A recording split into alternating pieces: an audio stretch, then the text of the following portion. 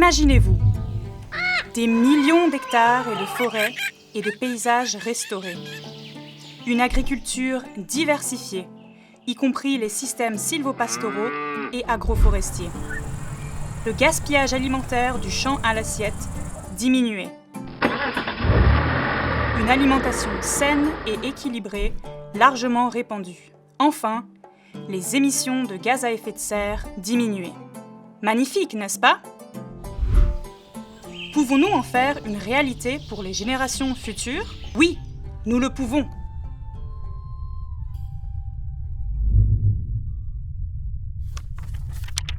Mais pour provoquer un changement positif, nous devons comprendre pourquoi nous sommes là et où nous en sommes arrivés aujourd'hui.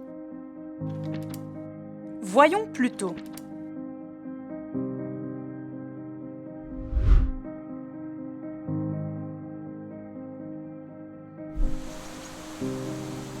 Jusqu'à 1/3 des émissions de gaz à effet de serre d'origine humaine sont liées au système alimentaire, dont 80% proviennent de la production agricole. Environ la moitié des émissions de gaz à effet de serre en agriculture provient de l'évolution des stocks de carbone terrestre, tandis que l'autre moitié provient des émissions de méthane et d'oxyde nitreux.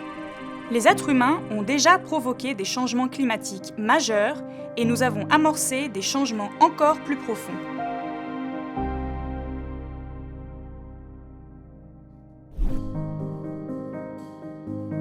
Nous pouvons atteindre les objectifs climatiques et réduire considérablement les émissions de GES en changeant notre façon de cultiver, de transformer et de consommer les aliments.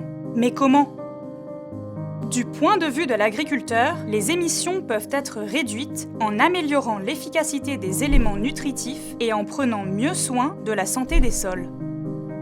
L'intégration des arbres dans les systèmes de production agricole améliore le stockage de carbone dans la biomasse et dans le sol.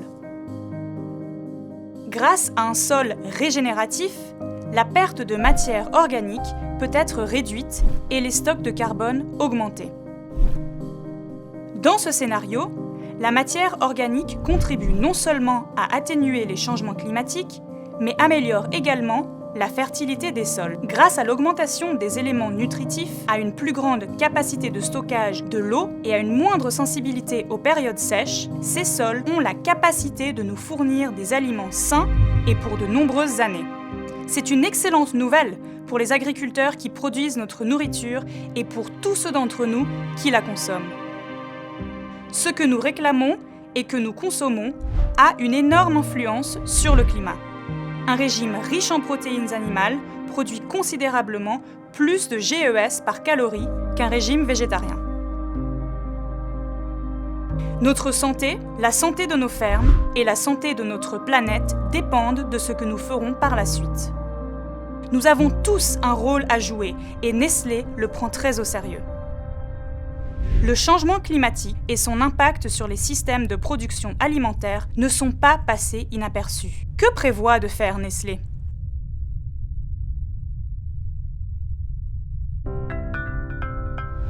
En tant qu'une des plus grandes entreprises alimentaires et de boissons au monde, nous dépendons fortement de l'approvisionnement en matières premières et en ingrédients de qualité pour fabriquer nos produits.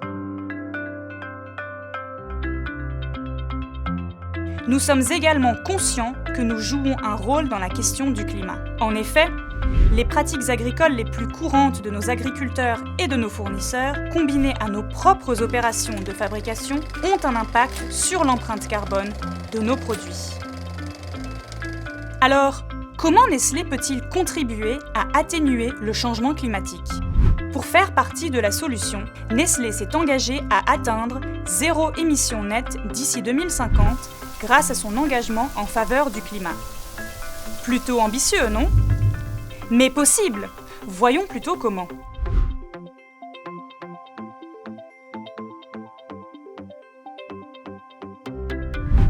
L'engagement de Nestlé exige que nous travailsions en étroite collaboration avec l'ensemble de la chaîne d'approvisionnement, depuis les champs des agriculteurs jusqu'aux consommateurs. Comment prévoyons-nous de faire ceci ? Au niveau géographique, nous nous assurerons d'acheter dans les zones sans déforestation. Au niveau géographique, nous nous assurerons d'acheter dans des zones sans déforestation. Au niveau des fermes, nous favoriserons les pratiques agricoles régénératrices, la régénération des terres et la plantation des arbres. Nous réduirons les émissions de dioxyde de carbone et nous améliorerons le stockage de carbone dans la biomasse et les sols. Au niveau industriel, nous ambitionnons d'utiliser de l'électricité renouvelable sur tous les sites de Nestlé, un objectif qui a déjà été atteint par 1/3 de nos usines.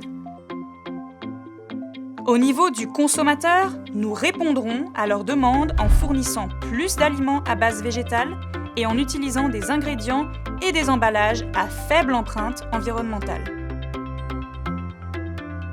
Ces objectifs ambitieux exigent une contribution forte de la part de tous. Nous devons changer notre stratégie marketing actuelle en une stratégie plus régénératrice et inclusive, en travaillant avec nos producteurs, nos fournisseurs et nos consommateurs pour réduire les émissions à tous les niveaux. Nous en sommes convaincus.